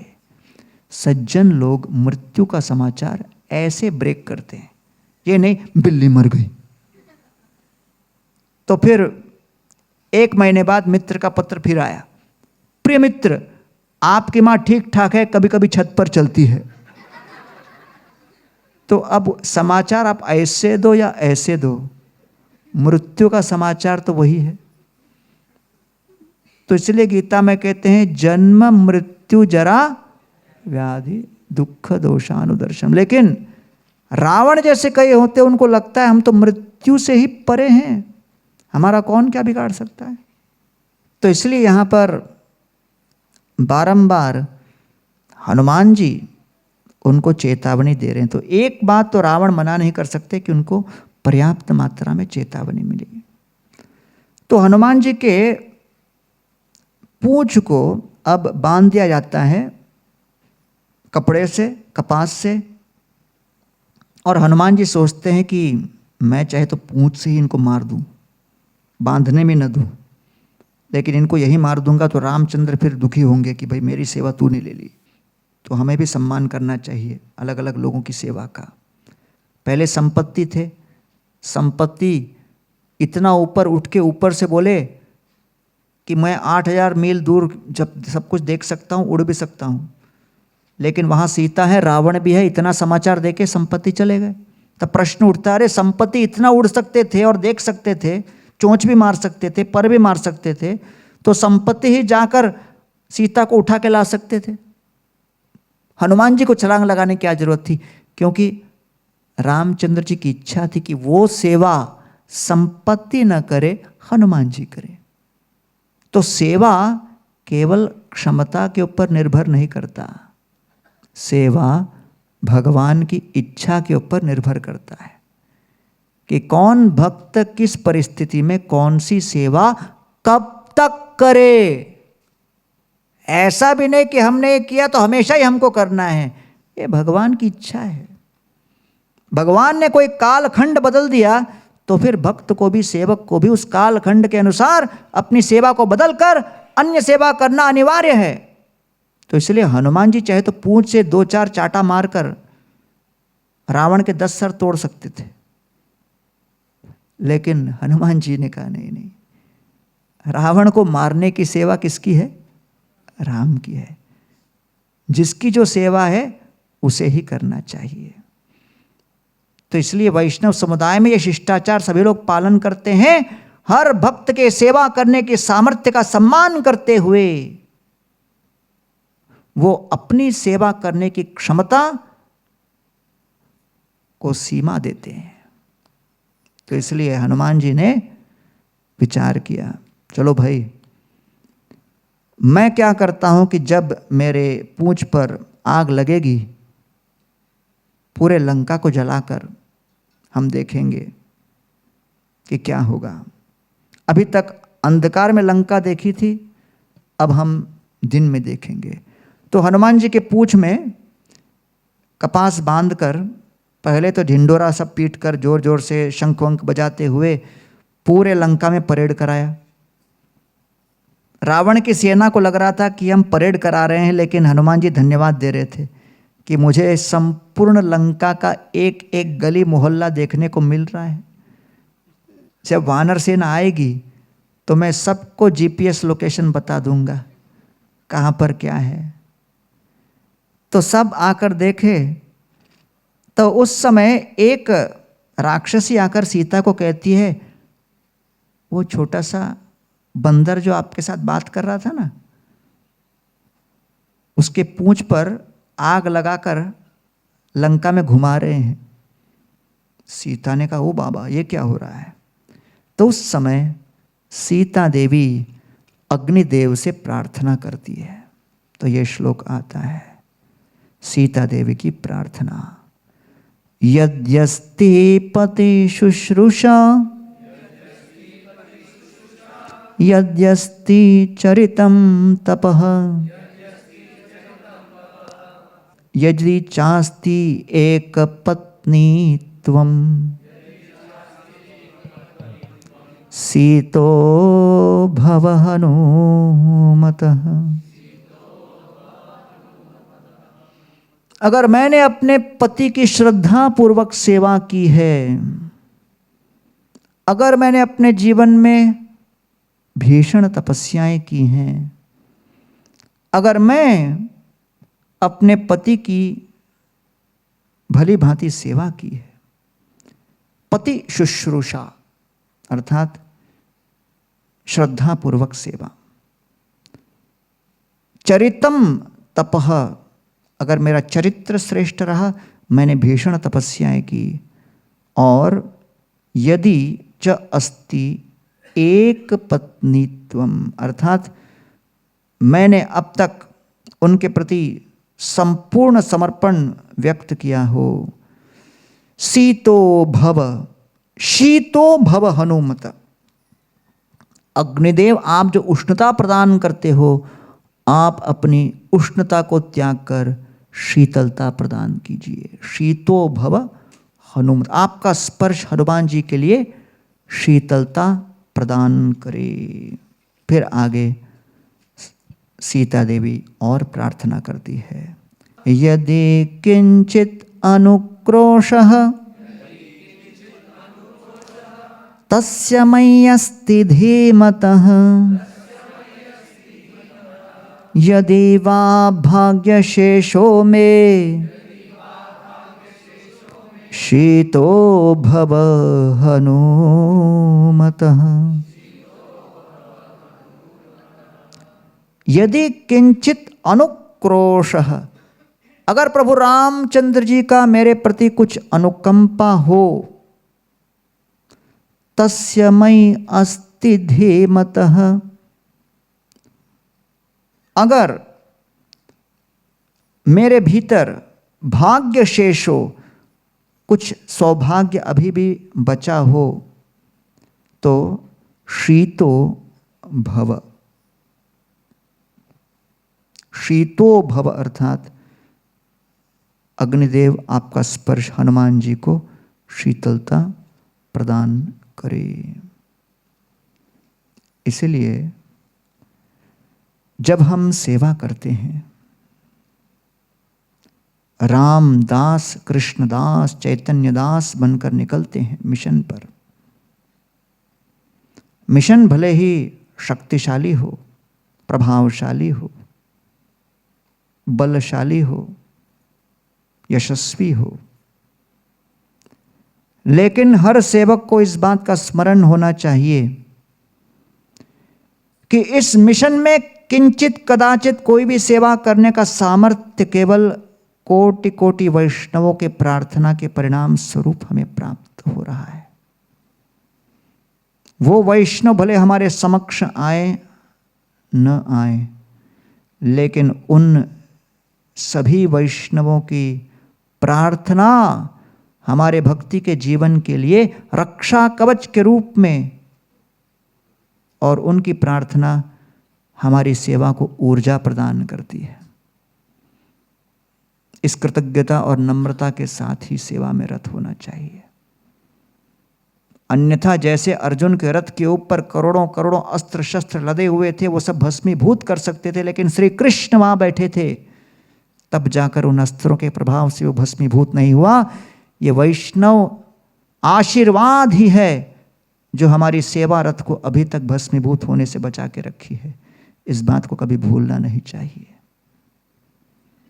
श्री रूप रघुनाथ चरणेर एई बल, जार स्मृते सिद्ध होए वांछित सकल। इसलिए श्री रूप रघुनाथ के चरणों में स्मरण करते हुए उनके प्रति कृतज्ञता व्यक्त करनी चाहिए। एक एक ब्रजवासी एक एक गाभी दिला, सहस्र सहस्र गाभी गोपालेर होइला। सभी ब्रजवासी लाकर एक एक गैया दिए गोपाल को, तब जाकर गोपाल की संपत्ति इतनी बढ़ गई। हर वैष्णव का अपना योगदान महत्वपूर्ण होता है। ब्रजवासी लोकेर कृष्णेर सहजे प्रीति, गोपालेर सहज प्रीति ब्रजवासी प्रति। ब्रजवासी और गोपाल के आपस में एक सहज प्रीति होती है। इसलिए कविराज गोस्वामी कहते हैं, वृंदावने कल्पद्रुमे सुवर्ण सदन, महायोग पीठ तहाँ रत्न सिंहासन। वृंदावन के योग पीठ के रत्न सिंहासन पर विराजमान है, ताते अचि बसे सदा ब्रजेंद्र नंदन, श्री गोविंद देव नाम साक्षात मदन। उस रत्न सिंहासन पर विराजमान जो प्रिया प्रीतम है वो है गोविंद देव। और उस गोविंद देव की सेवा में सहस्र सहस्र सेवा कोरे अनुक्षण, सहस्र सहस्र वदने नयाय वर्णन। सहस्त्र सेवक उस सेवा में लगे हुए हैं। कभी भक्त को अभिमान नहीं होना चाहिए, मैं अकेला सेवक हूं जो कुछ कर सकता हूं। लाखों लाखों सेवकों की प्रार्थनाओं का परिणाम है कि हम कुछ सेवा समर्पित कर पाते हैं। प्रत्यक्ष रूप से हनुमान जी संपूर्ण लंका को आग लगा रहे हैं, लेकिन परोक्ष रूप से सीता देवी की प्रार्थना का कितना महत्वपूर्ण योगदान है। इसलिए सेवा करते हुए कभी सेवक के मन में अभिमान का बिंदु भी नहीं होना चाहिए। अब जब हनुमान जी और उनकी पूंछ पर आग लग चुकी, हनुमान जी सोच रहे हैं आग लगी हुई है, ठंड लग रही है, ये क्या हो रहा है। तो हनुमान जी समझ नहीं पा रहे। तब हनुमान जी ये श्लोक कहते हैं, दृश्यते च महाज्वाला, करोति न च मे रुजम, शिशिरस्येव संघातो लांगूलाग्रे प्रतिष्ठितः। दिखने में तो महाज्वाला दिखता है, लेकिन न में रुजम, मुझे तो कष्ट नहीं दे रहा। शिशिरस्येव संघाटो, बर्फ का टुकड़ा रख दिया है ऐसा लग रहा है मुझे मेरी पूंछ पर। शिशिरस्येव संघाटो लांगूल अग्रे प्रतिष्ठित, मेरे पूंछ के अग्रभाग में ऐसा लगता है बर्फ का गोला बांध दिया है। ये हनुमान जी का अनुभव था। फिर हनुमान जी सोचते हैं ये चमत्कार कैसे, दिखने में तो अग्निदेव है, अनुभव शीत का हो रहा है। तो हनुमान जी विचार करने लगे। तब फिर इस निष्कर्ष पर पहुंचे, सीतायाश्च नृशंसेन तेजसा राघवस्य च पितुश्च मम सख्येन न मां दहति पावकः। एक नवदा साधक भक्त और एक उच्च कोटि के महाभागवत भक्त के बीच अंतर क्या होता है। नवदा साधक तुच्छ सेवा करके श्रेय लेता है। देखा मैंने क्या कर दिखाया, नहीं देखा देखो, देखा तो बोलो, कुछ चर्चा करो, कुछ विज्ञापन करो। तो यहाँ पर वो भावना नवदा भक्त के अंदर होती है। हैंकरिंग फॉर अप्रिसिएशन, स्तुति के लिए और कुछ सराहना के लिए हमेशा आकांक्षी होते हैं। प्रभुपाद की एक शिष्या उनके लिए कुकिंग कर रही थी, समोसे बना रही थी, जर्नी के लिए वो पैक कर रही थी। प्रभुपाद किचन में आए और जो डब्बे में पैक कर रही थी उसमें से समोसे खाने लगे। वो महिला ने कहा प्रभुपाद को, ये तो जर्नी के लिए है। प्रभुपाद ने कहा मुझे अभी भूख लगी है, मैं खा रहा हूँ। एक खाए, दो खाए, तीन खाए, प्रभुपाद जी खड़े खड़े वहीं पे। तो महिला को लगा प्रभुपाद मेरे कुकिंग से बहुत प्रभावित लग रहे हैं। तो दो तीन और डिवोटी वहाँ खड़े थे, तो महिला ने सोचा थोड़ा इनके सामने मेरी स्तुति हो जाए प्रभुपाद के द्वारा, तो ये लोग थोड़ा ज़्यादा सम्मान करेंगे मेरा। तो कहती है Prabhupada ji, who is your favourite cook? Prabhupada बोले मी, मैं ही अपना फेवरेट कुक हूँ। तो हमेशा हमको लगता है कि हम कुछ करें तो कोई उसको देखे और उसका वर्णन करे। हनुमान जी देख रहे हैं कि उनकी पूंछ में चमत्कार है, लेकिन वो ये नहीं सोच रहे क्या चमत्कार मैंने किया, वो मेरी राम भक्ति के कारण ये चमत्कार हुआ है। क्या कह रहे हैं? सीतायाश्च अनृशंस्येन। नृशंस का अर्थ होता है क्रुएल्टी, अनृशंस का अर्थ होता है काइंडनेस। अनृशंस का अर्थ होता है सीता देवी की करुणा, उनकी दया। सीता देवी की दया पहला कारण। दूसरा, राघवस्य च तेजसा, रामचंद्र जी का प्रताप। और तीसरा, मेरे पिता अग्निदेव के सबसे प्रिय सखा कौन? वायु, क्योंकि बिना वायु के अग्नि प्रज्वलित नहीं होती। तो ये तीनों ने मिलकर लगता है कुछ मीटिंग किया होगा और ये निष्कर्ष पर आए होंगे कि हनुमान जी की पूंछ को बचाओ। और उन सभी के प्रताप और आशीष के कारण अब ये शीत मुझे अनुभव हो रहा है और अग्नि मुझे जला नहीं रहा है। पितुश्च मम सख्येन नमाम दहति पावक। ठीक है, हनुमान जी के लंका के दहन से क्या शिक्षाएं ग्रहण कर सकते हैं? पहला, संबंधों की शक्ति। देखिए, वैष्णवों का आपस में संबंध रहे तो बहुत कुछ कर सकते हैं। तो वायुदेव और अग्नि का रिलेशन बहुत अच्छा था, इसके कारण दोनों आपस में मिलकर एक तीसरे वैष्णव को बचा पाए। दो वैष्णव झगड़ा करेंगे तो तीसरे वैष्णव का बेड़ा गर्क होगा। दो वैष्णवों का अच्छा प्रेम होगा तो तीसरे वैष्णव का भला होगा। दूसरा, अभिमान जो है ये बहुत खतरनाक है। अगर लंका शरीर का प्रतीक है तो लंका के अंदर सारी संपत्ति रावण के मिथ्या अभिमान का प्रतीक है। तो हनुमान द्वारा लंका की संपत्ति को जलाना अहंकार को जलाने का प्रतीक है। तो इसलिए मन का प्रभु के सामने आत्मसमर्पण के पहले अहंकार का समर्पण और नाश होना चाहिए। When the ego is destroyed, only then the mind will surrender. तो रावण मन के प्रतीक हैं और लंका की सारी संपत्ति अहंकार का प्रतीक है। तीसरा, लंका के हर घर में जो विग्रह था वो था मनुष्य शरीर। लोग मनुष्य शरीर की पूजा करते थे। तो रावण संदेश देना चाहते थे कि भाई शरीर को अंत में जलना है।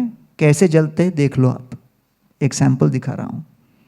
तो इसलिए शरीर से आसक्त मत रहो, शरीर के आगे आत्मा के ज्ञान को प्राप्त करो। चौथा, प्रार्थनाओं की शक्ति क्या है? हम समझते हैं कि सीता देवी प्रार्थना कर रही है और उस प्रार्थना के प्रभाव से हनुमान जी संरक्षण प्राप्त कर रहे हैं। एई वाक्य आछे मोरा साक्षी महाजन, जार वाक्य सत्य कोरी माने त्रिभुवन। इस प्रकार साक्षी गोपाल के इस लीला में प्रार्थनाओं के कारण वो ब्राह्मण बच जाते हैं और साक्षी गोपाल इतनी दूर यात्रा करके आते हैं। कन्या पाब मोर मने इहा नहीं दुख, ब्राह्मणेर प्रतिज्ञा आए यही बड़ा दुख। कहते मैं विवाह के लिए इतना परेशान नहीं हूं, लेकिन भगवान के विग्रह के सामने जो व्रत लिया वो व्रत समाप्त हो रहा है, इसके लिए हम दुखी हैं। पांचवा, वैष्णव अपनी शक्तियों को अपनी सेवा में प्रयोग नहीं करते, दूसरों को संरक्षण देने प्रयोग करते हैं। तो बहुत महत्वपूर्ण है ये। क्यों महत्वपूर्ण है? क्योंकि सीता देवी अगर अग्निदेव को आह्वान करके उनकी उष्णता को शीतलता में बदल सकती थी, तो अगर सीता देवी का अग्निदेव के ऊपर इतना प्रभाव था तो अग्निदेव का प्रयोग करके वो रावण को भी विध्वंस कर सकती थी। लेकिन सीता देवी ने अपने प्रभावों को, अपनी शक्तियों को अपने संरक्षण के लिए नहीं, हनुमान जी के संरक्षण में प्रयोग किया। तो अब जब हनुमान जी संपूर्ण लंका को दहन कर देते हैं, अब ये विचार करते हैं, किन्नु खल्व अवशिष्टम में कर्तव्यम इह सांप्रतम यदेषां रक्षसां भूयः संताप जननम भवेत्। अब हनुमान जी पूछते हैं कि भाई रामचंद्र जी के द्वारा जो सेवा की सीमाएं निर्धारित की हैं उसके अंतर्गत मैं और कितनी पीड़ा दे सकता हूं इन राक्षसों को, विचार कर रहे हैं। फिर सेवा के बाद रात को आदमी सोचता है ना, मैंने क्या क्या सेवा किया आज, तो वैसे हनुमान जी लंका में क्या क्या सेवा मैंने संपन्न किया एक रिकलेक्ट कर रहे हैं। वनम तावत् प्रमथितम प्रकृष्टा राक्षसाहताः बलैकदेशः क्षपितः शेषम दुर्ग विनाशनम। अशोकवन फिनिश, प्रकृष्टा राक्षसा हताः, अक्षय कुमार एंड कंपनी समाप्त। बलैक देश क्षपितः, 80,000 बड़े बड़े राक्षस, एक पूरा रेजिमेंट समाप्त। क्या बच गया? केवल ये लंका का दुर्ग, है कि नहीं? आगे, ततः प्रदीप्त लंगूल सविद्युद एव तोयद भवनाग्रेषु लंकाया विचचार महाकपि। एक मेघमंडल जिसमें विद्युत लगा हुआ हो, हनुमान जी ऐसे प्रतीत हो रहे थे अपने जलते हुए पूंछ के साथ।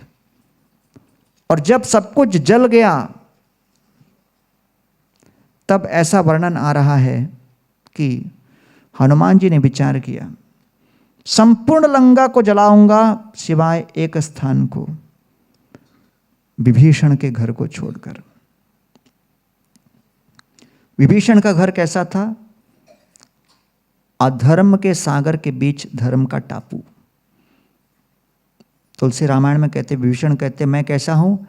एक लंका में जीभ जैसे 32 दांतों के बीच जिंदगी निकालता है। जो जिह्वा है, जिह्वा के चारों तरफ बिल्कुल नोकीले दांत होते हैं, लेकिन ये दांत जीव के चारों तरफ होते हुए भी बेचारा जीव जीवन निकालता है। वैसे विभीषण की अवस्था थी। तो इस लंका दहन के लीला में कई महत्वपूर्ण मुद्दे हैं। पहला, रावण ने गलत निष्कर्ष निकाला कि हनुमान जी अपने पूंछ से आ सकते हैं, हनुमान जी केवल राम की सेवा से आ सकते हैं। दूसरा, रावण की आसक्ति अपनी सीमित लंका से, हनुमान की आसक्ति असीमित राम सेवा से।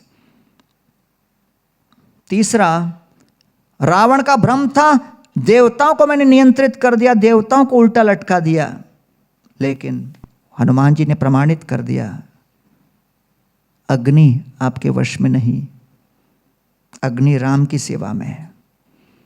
न अग्नि ने मेरे पूंछ को जलाया, लेकिन अग्नि ने आपके लंका को जलाया। चौथा, आयुर्वेद में एक ट्रीटमेंट होता है सुवर्ण, सोना भस्म के साथ, सोने का भस्म। तो इसलिए रावण की पीड़ा को दूर करने के लिए डॉक्टर की भांति रामचंद्र अपने असिस्टेंट को भेजे, लंका में जाकर थोड़ा सोने का भस्म तैयार करो, ट्रीटमेंट के लिए चाहिए। तो सोने की लंका को जलाकर भस्म बनाया, वो सोने का भस्म ट्रीटमेंट में काम आएगा। अच्छा, रावण और हनुमान जी के बीच अंतर क्या था? रावण कायर की भांति राम और लक्ष्मण की अनुपस्थिति में सीता को हरण करके लाए, कायर कहीं का।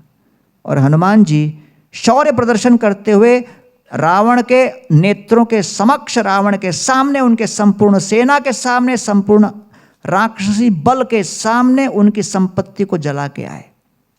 यह है शौर्य।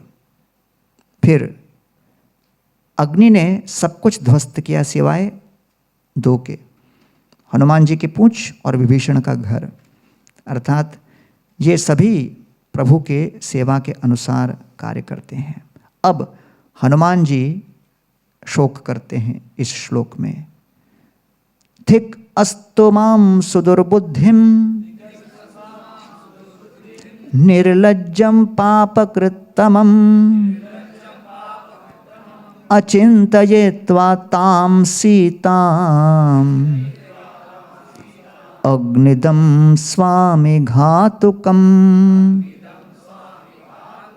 धिक्कार है मुझ पर, सुदुर्बुद्धिम, अरे मैं इतना मूर्ख था, निर्लज्जम पापकृत्तमम, मैंने ऐसा पाप कर दिया जिसके कारण मेरे स्वामी को मैंने बहुत बुरी तरह से आघात पहुंचाया।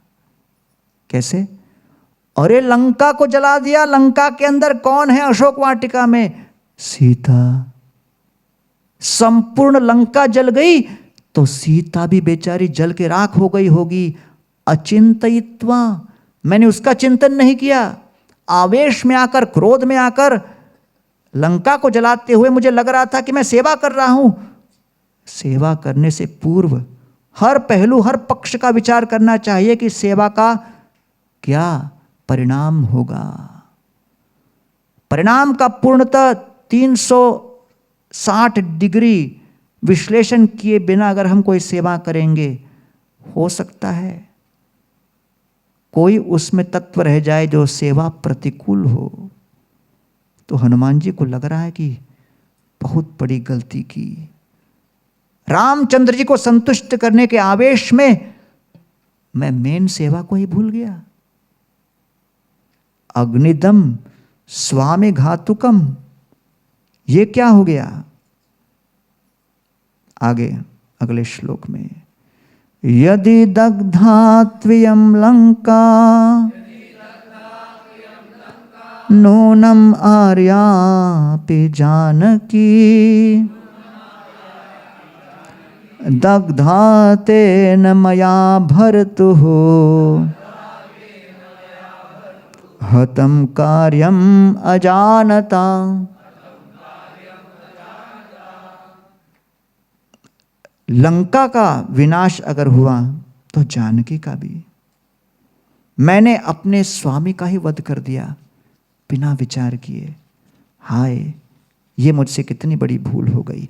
हनुमान जी सोचते हैं अब मैं अग्नि में प्रवेश करूंगा, नहीं समुद्र में छलांग मारूंगा। फिर सोचते हैं अगर सीता की कृपा से मेरी पूंछ बच गई तो हो सकता है शायद सीता भी संरक्षित होगी। और सीता अग्नितुल्य है तो अग्नि थोड़ी अग्नि को जला सकती है। और हो सकता है सीता अभी तक सुरक्षित हो। ये विचार करके हनुमान जी सीता के पास जाते हैं, देखते हैं वो सुरक्षित है, उनका आशीर्वाद लेते हैं और पुनः लौटते हैं। जब वानर देखते हैं कि हनुमान जी आ रहे हैं, उनकी ध्वनि सुन के जांबवान कहते हैं हनुमान जी के इस ध्वनि को सुनकर मैं समझ सकता हूं सफल हुए, अन्यथा वो ऐसी ध्वनि नहीं निकालेंगे। तो ये श्लोक कहते हैं, सताभ्याम पूजितः पूज्यः कपिभिश्च प्रसादितः दृष्टासीतेति विक्रांतः संक्षेपेण न्यवेदयत्। सारे वानर सोच रहे थे सीता मिली क्या, मिली क्या, मिली क्या। तो हनुमान जी सोचे अगर वानर सुनना चाहेंगे और मैं कहूँगा सीता, सबके मन में कहा मिली क्या, नहीं मिली क्या। तो इसलिए सब क्या सुनना चाहते हैं, मिल गई। तो इसलिए दिख गई, दृष्टा। तो उन्होंने सीता दृष्टा ने कहा, दृष्टेति सीता, सीता दिख गई नहीं कहा, दिख गई हमें सीता। तो वो सुनना चाहते थे। अगले श्लोक। फिर जांबवान पूछते हैं उनको, बताइए रामचंद्र को हम क्या बताएं। तो हनुमान जी सब वृत्तांत बताकर कहते हैं कि भाई जो कुछ भी हुआ केवल उनकी कृपा से। राघवस्य प्रभावेन भवतां चैव तेजसा सुग्रीवस्य च कार्यार्थं मया सर्वम् अनुष्ठितम्। रामचंद्र के शक्ति से और आप सभी की कृपा से मैं सुग्रीव के इस मिशन को पूर्ण कर पाया। अगला, मयैव निहता लंका दग्धा भस्मीकृता पुनः राजमार्गेषु सर्वत्र नाम विश्रावितं मया। कहते हैं मयैव निहता लंका, मैंने तो लंका को भस्मीभूत कर दिया, दग्धा भस्मीकृत, और ऐसा भस्म किया, ऐसा भस्म किया कि लंका में मैं फेमस हो गया हूं। राजमार्गेषु सर्वत्र, लंका के गली गली में बच्चे बच्चे को जाके पूछो कौन है हीरो, बोलेंगे हनुमान। नाम विश्रावितम मया, मैंने बहुत नाम कमाया केवल अपनी पूंछ से, पूरे लंका को जलाकर। तो अगर एक सेवा अगर हम लोग ढंग से करें तो वही पर्याप्त है। तो इस तरह वो कहने के पश्चात कहते हैं कि वास्तव में सीता देवी रामचंद्र जी के अभाव में संग से विच्छेद होकर बहुत परेशान है। तो अंगद कहते हैं चलो सीता को ही उठा लाते हैं, खाली हाथ थोड़ी राम के पास जाएंगे, अभी तो आप छलांग मार के आए, वापस मारो, सीता को हम कन्विंस करेंगे, उसको लेकर डायरेक्ट राम के पास जाएंगे, तब लगेगा कुछ सेवा हुई है। जांबवान कहते बेटा रामचंद्र ने 2 सेवाएं दी, सीता जीवित है क्या पता लगाओ, और रावण का एड्रेस क्या है ये पता लगाओ। ये 2 सेवा को छोड़ के जहाँ तिगड़मबाजी करोगे तो रामचंद्र जी क्रोधित हो जाएंगे। इसलिए आगे कहते हैं, न तावदेशा मतिरक्षमानो यथा भवान पश्यति राजपुत्र यथा तो रामस्य मतिर्निविष्टा तथा भवान पश्यतु कार्य सिद्धिम। इसलिए जो भी रामचंद्र जी ने हमें आदेश किया उस आदेश के अनुसार जितना हम करें उतना ही ठीक है। फिर सारे वानर एकत्रित होकर लौटते हैं। सुग्रीव के अंकल का नाम दधिमुख, दधिमुख का एक वन होता है, वहाँ पर बहुत प्रचुर मात्रा में फल और मधु प्राप्त होता है। दधिमुख को क्यों बनाया था? क्योंकि दधिमुख का फेवरेट आइटम दही था, उसको मधु से एलर्जी था, तो इसलिए सुग्रीव ने जानबूझकर उसको इंचार्ज बनाया, कभी खाएगा नहीं है, सेफ है। तो वहाँ से सब ऊटपटांग व्यवहार करके उनसे वो लेके आए। अशोक वाटिका रावण का फेवरेट था, मधुवन सुग्रीव का फेवरेट था।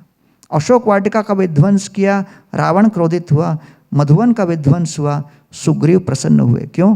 क्योंकि रामचंद्र जी की सेवा में उनके सेवक आनंद मनाए वहाँ पर इसलिए।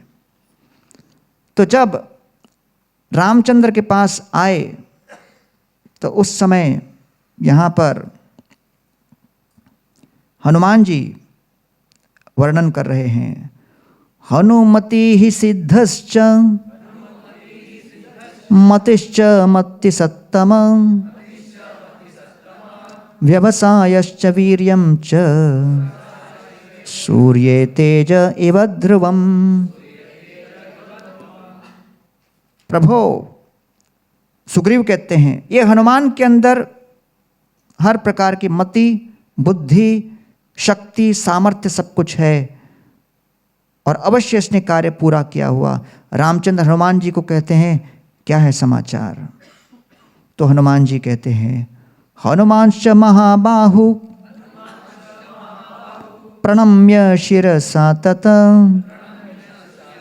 नियतात्मक्षतां देवीं राघवाय न्यवेदयत्। प्रभो, हम सीता देवी का दर्शन कर लिए, आपका संदेश दे चुके और सीता देवी अब केवल आपके आने की प्रतीक्षा कर रही है। रामचंद्र कहते हैं पुत्र माता पिता के प्रति ऋण चुकाता है, लेकिन यहाँ पे मैं पिता होने के नाते अपने पुत्र हनुमान जी के प्रति ऋण चुकाऊंगा। ये पुत्र आप ऐसे हो जो आप सीता के साथ मेरा मिलन कराने जा रहे हो।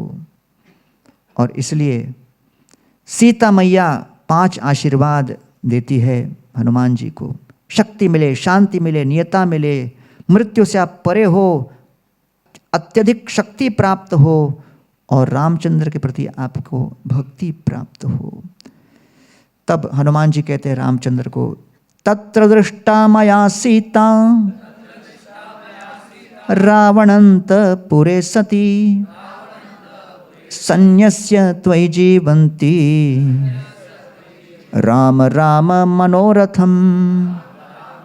निरंतर राम राम राम राम कहते हुए केवल आपके आने की आकांक्षा में सीता देवी प्राण धारण की है। प्रभो शीघ्र चलो, प्रभो शीघ्र चलो।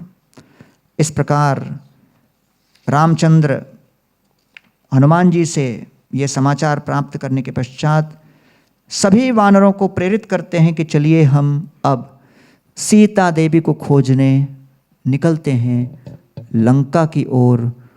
समय बहुत कम है, केवल 30 दिन का समय रह गया। 2 दिन लगा हनुमान जी को लौटने, 3 दिन लग गया उस टोली को किष्किंधा तक पहुंचने, 5 दिन तो वहीं चले गए, रह गए 25 दिन। अब सेना निकलती है यहाँ से समुद्र के तट तक। कितने दिन लगेगा वो हम लोग अभी देखेंगे युद्धकांड में।